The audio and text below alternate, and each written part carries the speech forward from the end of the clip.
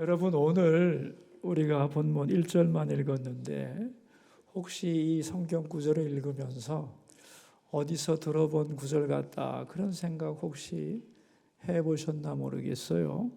그런 느낌이 들 겁니다. 왜냐하면 시편 108편은 두 개의 다른 시편을 짜깁기 해서 하나의 새로운 시편으로 만든 것이기 때문에 그렇습니다. 1절부터 5절까지는 시편 57편의 후반부를 그대로 갖다 썼고 6절부터 13절은 시편 60편 후반부를 그대로 가져다가 두 개의 시를 발췌해서 하나의 시로 만든 겁니다.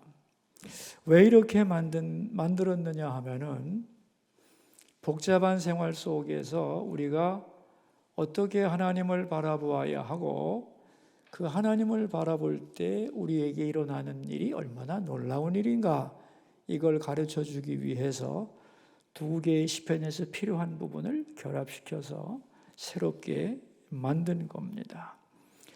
먼저 우리가 시편 57편의 그 내용을 살펴보면 이게 언제 쓴 시편이냐면은 우리 57편으로 한번 잠깐 가봅시다.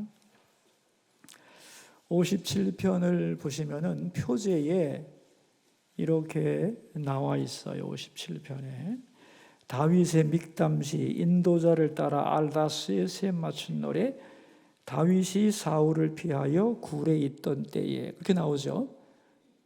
그런데 여기 후반부를 보시면은 7절 이하를 보시면은 오늘 1절부터 본문하고 똑같아요. 그죠? 예.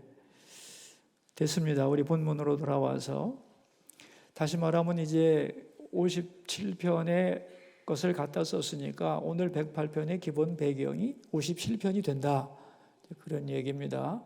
그런데 다윗에게는 다윗이 피난을 이제 사울로부터 다니는데 혼자 다닌 게 아닙니다. 성경에 보면은 다윗에게는 약 400명의 추종자들이 있었어요.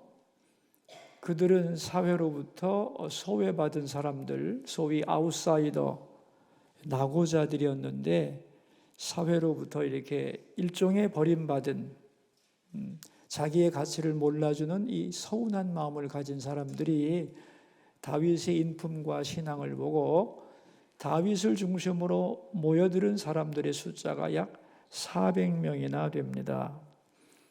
자, 혼자 피하면 간단한데 이 400명이 피한다는 건 굉장히 어려운 일이거든요. 자, 먼저는 다윗 옆에 사람들이 있었고 또 다윗과 함께한 사람들을 죽이겠다고 사울 왕이 정예병 3,000명의 친위대를 뽑아가지고, 이스라엘이 좁은 땅이거든요. 이잡듯이 샅샅이 뒤지면서 다윗과 그 추종자들을 철저하게 죽이겠다고 이를 악물고 달려들고 있는 상황인 거죠. 그래서 이제 다윗은 굴 속에 숨었는데 그 굴 이름이 아굴람 굴이라고 하는 굴입니다. 여러분 한번 생각해 보세요. 아무리 굴이 넓어도 거기 안에 수백 명이 숨어 있는 거잖아요. 그리고 굴 바깥에서는 죽이겠다고 이를 갈고 있는 왕과 정예병이 놓여 있는 이 상황을 여러분이 이해하시면 다윗과 그의 수하들이 얼마나 많은 스트레스를 받고 있는가를 알 수 있겠죠. 그죠? 심리학자들이 스트레스 테스트를 했는데 어떤 실험을 했냐면은 상자에 쥐 10마리를 넣고 모든 방향을 다 막고 앞부분만 그물망으로 해서 앞을 볼 수 있게 해놨어요. 그리고 그 앞으로 고양이가 야옹 야옹 하면서 지나가게 했어요. 하루에 몇 번씩. 그러면 그 안에 있는 쥐들이 스트레스를 받을까요? 안 받을까요? 무지 받죠. 근데 하루 이틀 지나면서 고양이가 지나가는 횟수를 늘리는 거야. 1시간에 한 번씩 왔다 갔다 하는 거예요. 이렇게 며칠 되자 그 고양이가 지나가는 것을 바로 눈앞에서 시간마다 경험한 쥐들은 어떻게 변했느냐 하면은 서로를 물어뜯고 싸우기 시작했어요. 다른 그런 경험을 하지 않은 쥐들은 그렇지 않았는데 고양이가 앞으로 지나가면서 소리를 지른 그것을 보고 들은 쥐들은 서로 물어뜯고 싸웠다는 거예요. 이 실험을 통해서 심리학자들이 밝혀낸 게 있는데 사람이 짜증을 내고 싸우고 신경질을 내는 거, 그 이유가 뭐냐는 거죠. 스트레스라는 거예요. 예를 들면 부부가 싸우는데 그 이유는 뭐냐 하면은 문제의 돌파구를 찾지 못해서, 그러니까 위험에는 처해 있는데 이 위험과 위기를 돌파할 대안이 없을 때, 그럴 때 싸운다는 거예요. 누가 싸우고 싶겠어요, 그죠? 싸우고 싶지 않은데도 왜 싸울까? 예를 들면 아내와 남편이 있는데 의견을 각자 얘기하는데 서로가 다 아닌 것 같아. 예를 들면 우리 애를 이렇게 키우면 되겠다, 이렇게만 하면 잘 되겠다고 뭔가 부부가 생각을 할 거 아니에요, 그죠? 불안하고 그런 것이 없으면 불안할 거고, 그래서 이제 남편이 애는 이렇게 키워야 된다 그랬는데 아내가 수용이 안 되는 거예요. 또 아내가 뭔가 지혜로운 대안을, 우리 아이를 위한 대안을 말했는데 남편도 그게 마음에 들지 않아. 뭔가 문제를 풀어가야 되는데 해결책이 안 보여. 이 압박감이 서로를 싸우게 만든다, 그런 얘기입니다. 그래서 물고 뜯고 싸운다는 거예요. 그러니까 지금 다윗과 수하들은 아둘람 굴에 갇혀 있고 바깥에는 사울이 이를 갈고 있고 나타나기만 하면 죽이겠다, 발각만 되면 몰살이다. 자, 그럼 여러분 생각해 보세요. 굴 밖으로 나가면 죽는 거고 굴 뒤로도 갈 길이 없는 거예요. 굴 속에 완전히 갇혀 있는 거예요. 너무 답답하죠. 만약에 어떤 수를 통해서 밤에 그 굴을 탈출해서 바깥으로 나간다고 해도 이 사람들은 어디 가서 제대로 살아갈 수 있느냐? 아웃사이더던데 길이 없어요. 그러니까 안에 있으나 밖으로 나가나 거기를 빠져나가 다른 곳으로 가도 아무 인생의 해결책에 보이지 않는 완전히 막다른 골목에 있는 도간에 든 쥐들, 그리고 바깥에서는 고양이가 야옹야옹하는 그런 극심한 암담한 처지에 다윗과 그 수하들이 놓여 있었다, 그런 얘기입니다. 그런데 놀라운 것은 열왕기하, 역대하 이런 데서 나오는 얘기지만 나중에 이 400명이 이스라엘 역사에서 다윗이라고 하는 최고의 전성기를 만드는데 다 중요한 역할을 감당합니다. 어떻게 가능하냐 이거죠. 동굴 속에 갇혀서 끝없는 불안 속에서 시달리며 출구가 없는 고통의 시간을 보내면서 많은 스트레스를 받았고 서로 내분이 일어나서 싸울 수도 있는데 어떻게 그것을 잘 견디고 한 나라를 바로 세워서, 그죠? 진정한 최고의 강국 전성기를 만들 수 있었느냐 하는 게 수수께끼거든요. 오늘 본문에 그 실마리가 나와 있는 것입니다. 그 이유를 설명하는데요. 우리 1절 한번 읽어봅시다. 108편 1절. 하나님이여 내 마음을 정하였사오니 내가 노래하며 나의 마음을 다하여 찬양하리로다. 그들은 동굴에 갇혀서 어떻게 하기로 했느냐 이거예요. 뭘 정하였어요? 마음을 어떻게 정했어요? 내가 노래하며 마음을 다하여 하나님을 찬양하기로 정했습니다. 그죠?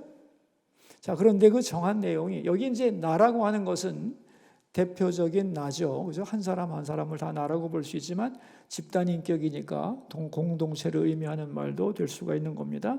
그 찬양의 내용이 3절에서 5절인데 같이 한번 읽어봅시다.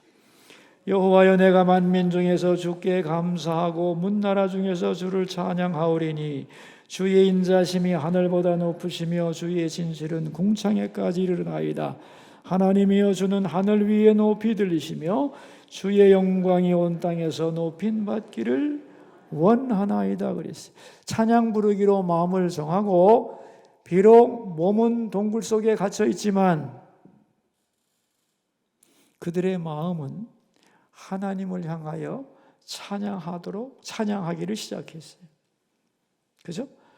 정말로 막막한 상황 속에서 피할 길이 없는 절망 속에서 그들은 지금 자기들 앞에 있는 이 문제를 해결하려고 몸부림치지를 않고 오히려 마음을 문제에 빼앗기지 않고 마음을 어디로 향했는가? 하늘에 계신 하나님을 바라보면서 찬양하기를 시작했다 그런 얘기죠. 마음을 문제로 보내지 않고 하나님께로 보냈다는 거예요. 자, 찬양하면서 마음을 하나님께로 올려보냈더니 어떤 것을 느끼게 됐더냐 하면은 4절인데 주의 인자하심이 하늘보다 높으시며 주의 진실은 궁창에까지 이르나이다. 여러분, 고난 속에서는 하나님이 나를 사랑하지 않는 것 같고, 그죠? 하나님이 나를 버린 것 같은 느낌이 들잖아요. 그런데 그때도 하나님께 마음을 다하여 찬양하였더니 하나님의 인자는 하늘 끝까지 차 있더라는 거예요. 네? 하나님의 나를 향한 사랑이 하늘에 가득하고 주의 진리는 궁창에 이르나이다. 진리라는 게 뭐예요? 여러분, 억울한 사람들 아닙니까? 지금 진리가 무너져서 다윗이 죄 없이 쫓기고 있는 것이고, 그죠? 다윗 밑에 들어온 이 수많은 사람들도 나름대로는 뭐 할 수 있는 사람들인데 사회로부터 진리로부터 사람들이 외면했기 때문에 이들을 내친 것이고 상처받은 사람들이 모여 있기 때문에 주의 진리는 다 망가진 것처럼 느끼게 되잖아요. 그죠? 하나님도 우리를 사랑하시는 것 같지 않고 주의 진리는 다 무너졌다고 생각할 수밖에 없는 상황 속에서 그들이 하늘로 머리를 돌리고 하나님께 전심으로 찬양했더니 주의 인자심이 뭐 어떻대요? 여기 하늘보다 높으시며 주의 진실은 궁창에까지 이르나이다 그랬어요. 하나님의 사랑과 하나님의 공의와 진리를 아주 뼈저리게 느꼈다는 거예요. 여러분, 이게 찬양의 효과입니다.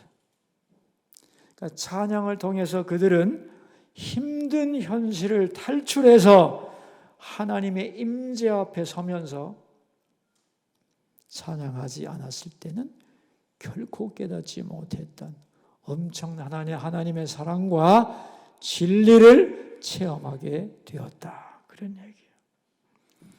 그래서 너무나 그들은 기뻐서 어떻게 고백을 하느냐 이거죠. 자, 나의 마음을 이제 우리 마음을 어디에 둘 것인가를 확정하게 되었다는 거예요. 복잡한 현실에 마음을 두지 않고 하늘 위에서 나를 사랑하시며 진리로 세상을 다스리시는 하나님께 나의 마음을 두겠다고 확정했다는 거예요. 다시 말하면 우리의 마음을 어디다 붙들어 맸느냐? 예? 하나님에게 나의 마음에 말뚝을 콱 박았다는 거예요. 절대로 흔들리지 않도록 마음을 확정하고 그게 마음을 정했다는 의미입니다, 여러분. 자, 이제 마음을 정하고 나니까 어떤 일이 발생했느냐, 어떤 갈망이 생겼냐 하면 2절에 이런 말을 하죠. 비파야 수금아 깰지어다 내가 새벽을 깨우리로다 그랬어요. 여러분, 비파와 수금은 악기죠. 그죠? 악기라고 하는 건 뭐냐면 목소리를 능가하는 거거든요. 내 목소리가 아무리 좋아도 악기 소리가 크죠. 그죠?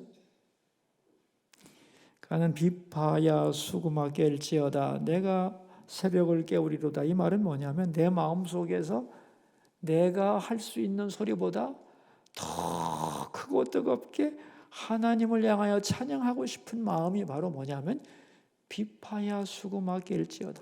그들에게 지금 비파가 있는지 수금이 있는지는 모르죠. 없을 확률이 높죠. 그죠? 그러나 비파야 수금아 깰지어다 이 말은 뭐냐면 내 목소리를 넘어서서 나의 모든 것을 다하여 하나님께 더 크고 뜨겁고 아름다운 찬양을 드리고 싶은 그들의 마음이 비파와 수금을 부르고 있는 것이다. 그런 얘기죠. 그리고 새벽을 깨우리로다 그랬어요. 이제 새벽을 깨운다는 말이 굉장히 복잡한 말인데 여러분 새벽을 깨운다는 말이 뭐라고 생각하세요?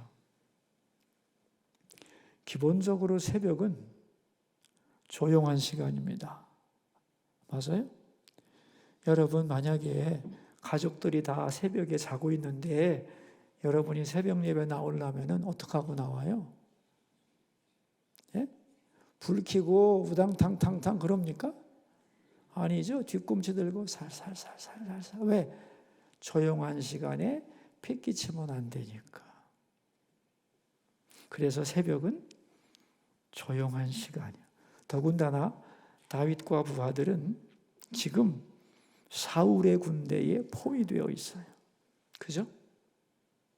여러분, 밤에 새벽에 작은 소리는 크게 들릴까요? 적게 들릴까요?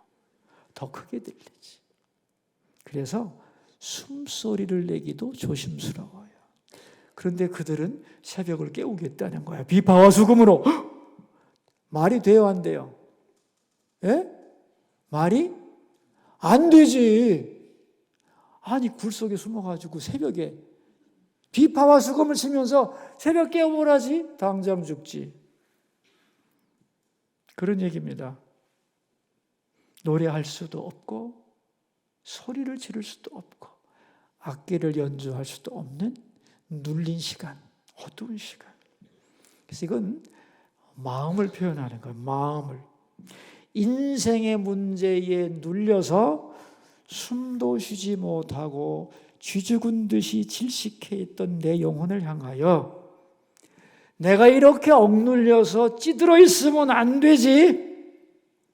내 속에 있는 하나님을 향한 사랑과 열정을 불태워 일으켜서 비파와 수금을 불러서 큰 소리로 하나님께 찬양하며 기도하며 나아야 되겠다 생각을 하고 있는 거죠 지금.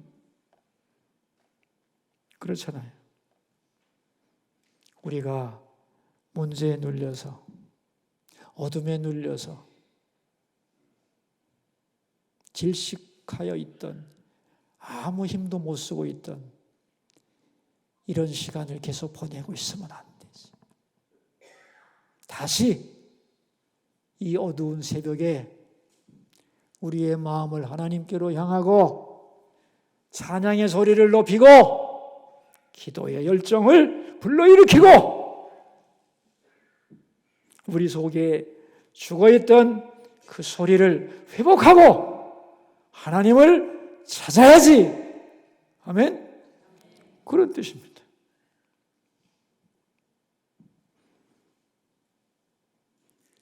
하나님은 새벽에 도와주시기 때문에 새벽을 깨워야 되는데 새벽은 조심스러운 시간, 겁나는 시간, 움츠러들 수밖에 없는 시간.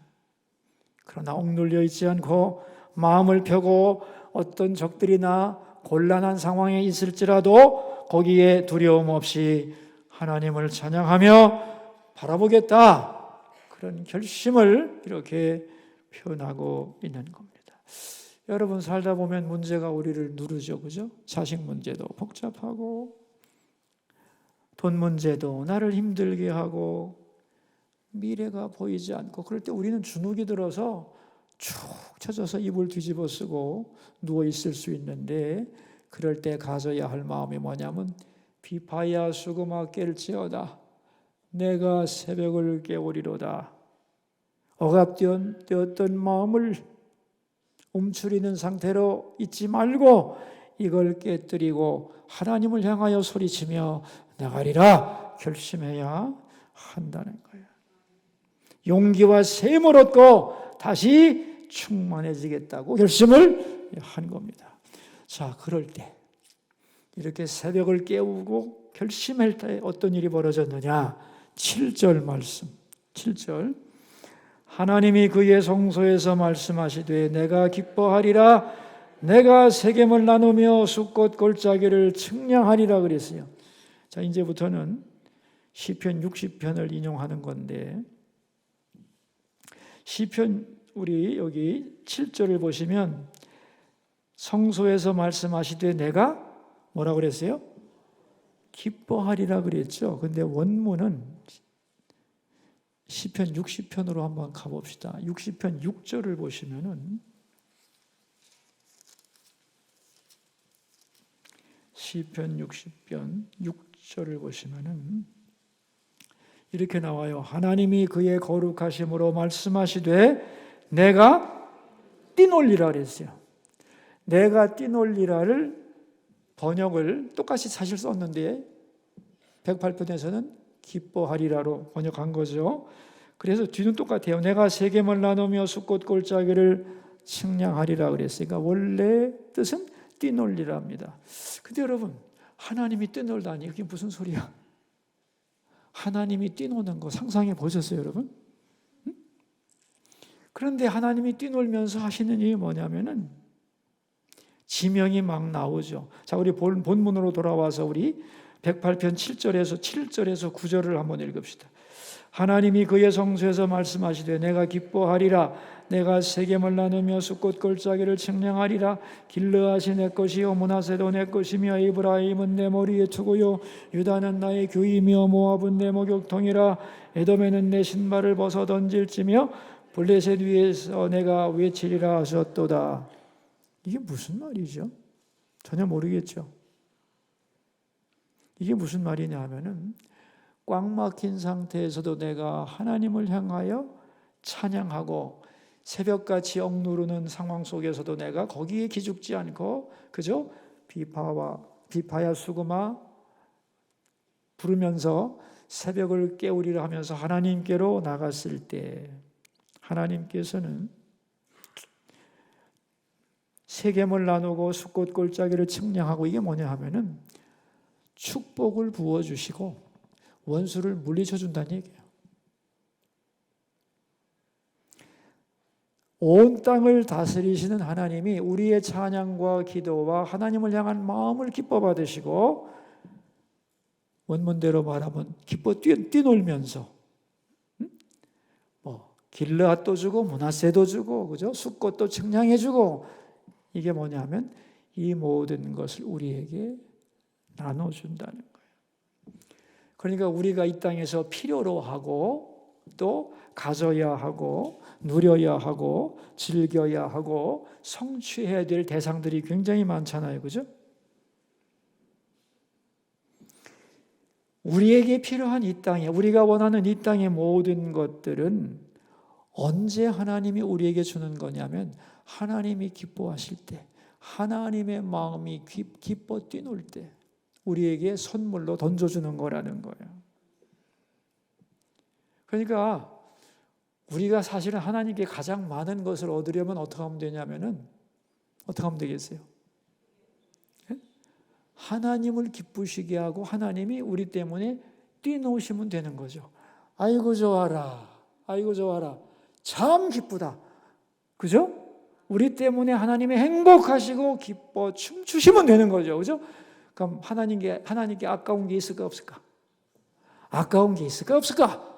없죠. 하나님은 모든 걸 갖고 계시죠. 그죠? 얼마든지 우리가 생각할 때는 길르앗, 숫꽃 다 상대하기 버거운 대상들이지만 하나님께는 그게 문제가 됩니까? 그죠? 그런 걸 다 필요에 따라서 주실 수 있다는 거예요.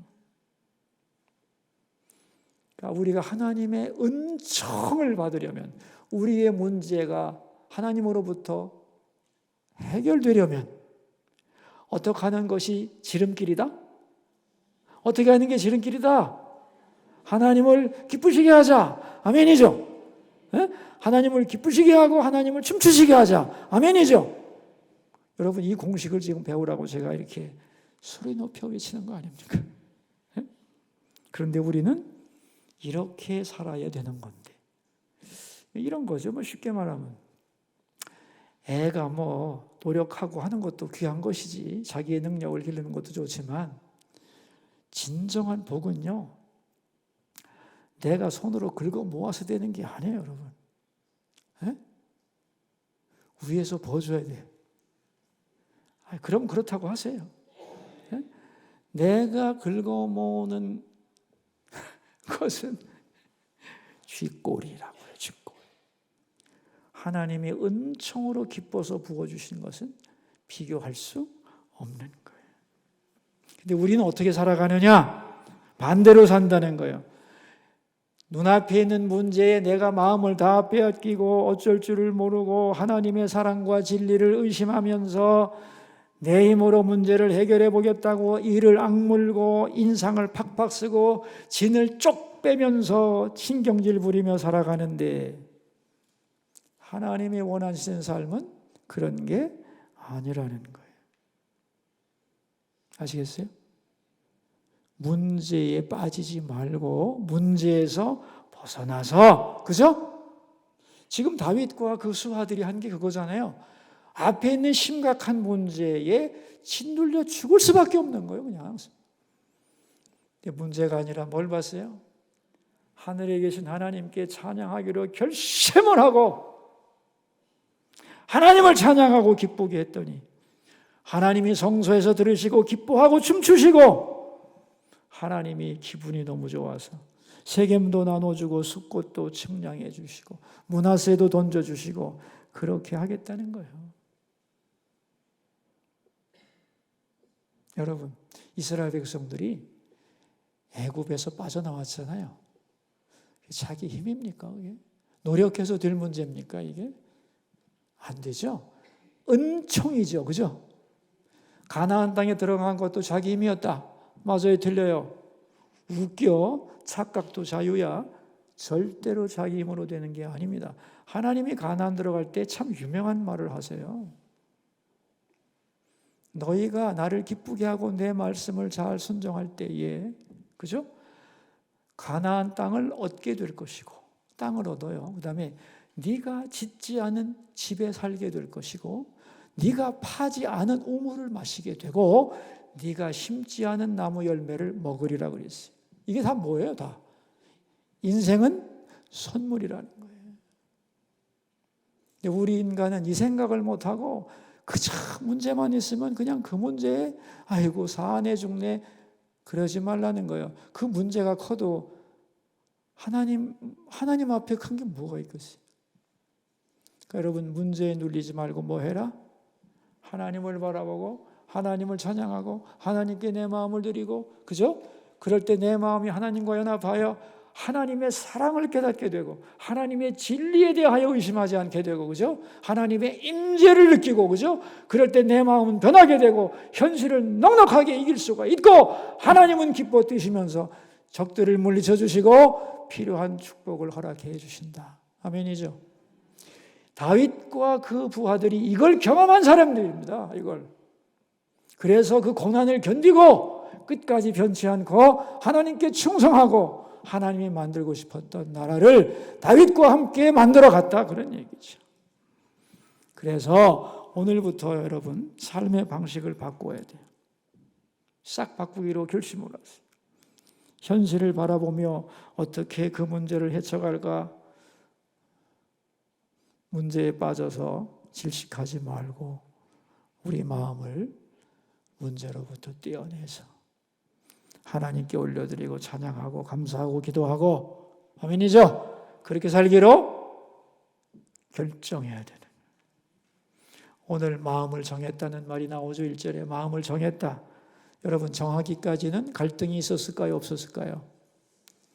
있었겠죠. 시행착오가 있었을까요? 없었을까요? 안 한 적도 있었겠죠. 그런데 실패하고 이러면 안 되는데 계속 반복하다가 마침내 결정을 했죠. 그죠? 마침내 결정했어요.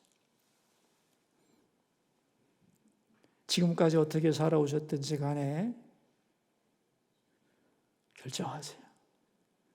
앞으로 내가 어떻게 살 건지. 아니 사실 뭐 해도 그만 안 해도 그만이야. 그건 뭐 여러분에게 달린 거예요. 유명한 철학자 사르트르가 한 진짜로 유명한 말이 있어요. 결정하지 않는 것도 결정이다. 너무 멋있는 말 아니에요? 결정하지 않는 것도 결정이다. 결정을 여러분이 언제 하시든지 그건 여러분이 결정할 일이에요. 하나님의 공식은 명확해요.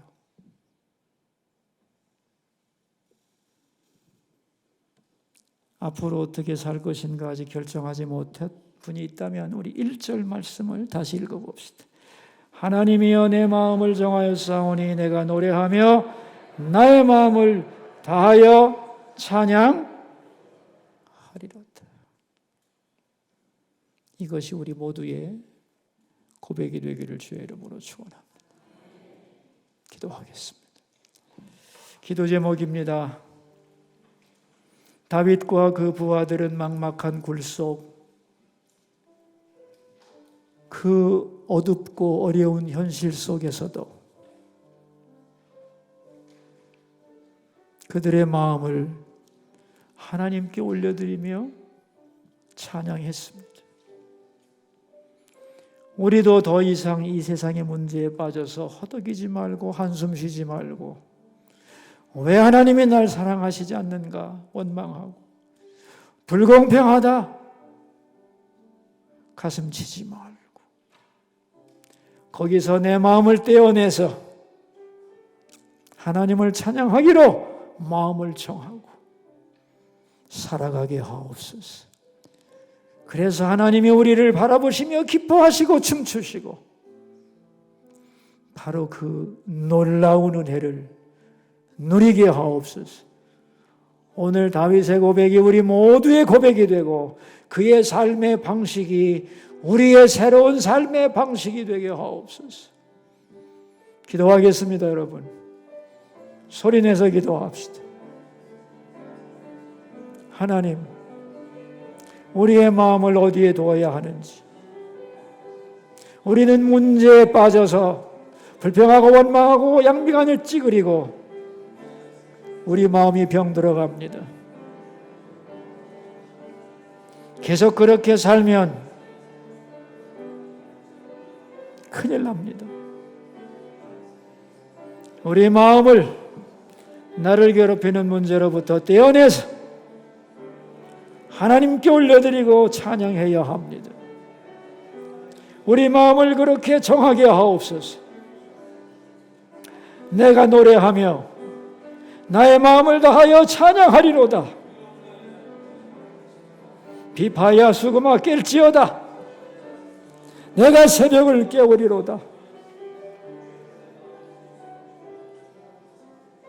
하나님, 이것이 우리의 마음이 되기를, 우리의 생활 방식이 되기를. 그래서 우리가 만민 중에서 주께 감사하고 주를 찬양하게 하시고 주의 인자하심은 하늘보다 높으시며 주의 진리는 궁창에 이릅니다. 그런 고백을 하면서 살게 하옵소서. 하나님, 하나님이 능력이 없어서가 아닙니다. 우리의 마음이 세상에 달라붙어서 문제에 묶여서 헤어나지를 못하고 있습니다. 아버지, 어쩌면 그렇게 살아계신 하나님이 위에 계신데 어떻게 우리의 마음은 이 땅에 지렁이처럼 딱 붙어서 시들어가고 있는지,